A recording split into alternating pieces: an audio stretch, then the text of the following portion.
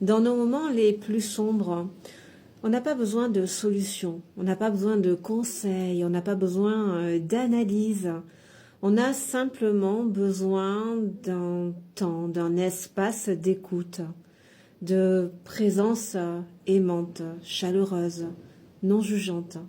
On a simplement besoin de silence, d'écoute, d'une oreille attentive. Quand on vient de vivre une épreuve, effectivement, il faut l'encaisser, l'épreuve.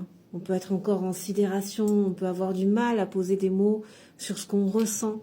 Et effectivement, quand on va en parler à quelqu'un tout de suite, c'est vrai qu'on se sent très vite mal à l'aise avec déjà nos propres émotions, alors celles des autres.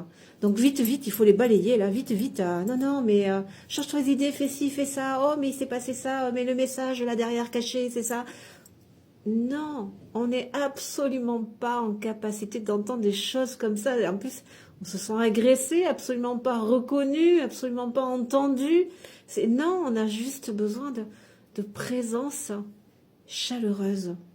Ne serait-ce que la présence, même si on ne parle pas, une écoute, déjà ça c'est rassurant, sécurisant.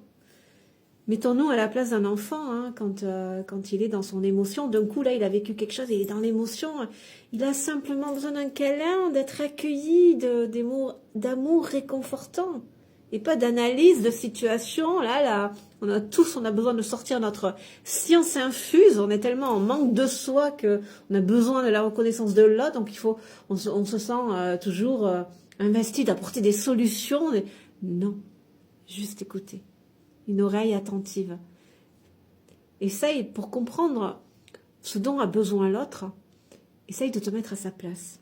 Si toi, quand tu viens de vivre une épreuve, et que tu en parles à quelqu'un, et que si on te dit tout de suite, fais ci, fais ça, patati, patata, enfin, patacouffin, toute la clique, là, ça te fait du bien? Est-ce que ça te fait du bien? Dis-moi ça en commentaire, ça te fait du bien? Je crois pas, hein. Je pense que tu as juste besoin d'écoute. Donc, soyons simplement cette présence chaleureuse et aimante, et respectons les silences aussi. Dans la discussion, s'il y a des silences, respectons-les. Dans cette communication, la personne qui vit l'épreuve, déjà de parler, elle libère, elle dilue les émotions, mais aussi elle s'entend. Donc tu vois, donc ça peut apporter des prises de conscience, des liens, des associations. Et quand il y a des silences, que quand on est dans nos blessures émotionnelles, notamment celle de l'abandon, hein, le silence, ça peut être super compliqué. Hein. Elle n'aime pas le vide, il faut toujours remplir. Hein. Donc, toujours dire des trucs, là. La science infuse. Ou moi aussi. Non. Chut, chut. Parce que dans les silences, il se passe en la personne, en chacun, des processus, des phénomènes intérieurs. Ce qui fait qu'on rentre plus encore dans les ressentis, dans les perceptions, dans plein de choses dans le corps. Et ça fait partie du processus aussi. D'accord? Donc, tant que possible, essayons d'être à cette écoute aimante et bienveillante. Tu l'es, toi? Dis-moi ça. Dis-moi ça en commentaire. Et bien sûr, sens-toi libre de t'abonner à mon compte si tu veux profiter de mes partages.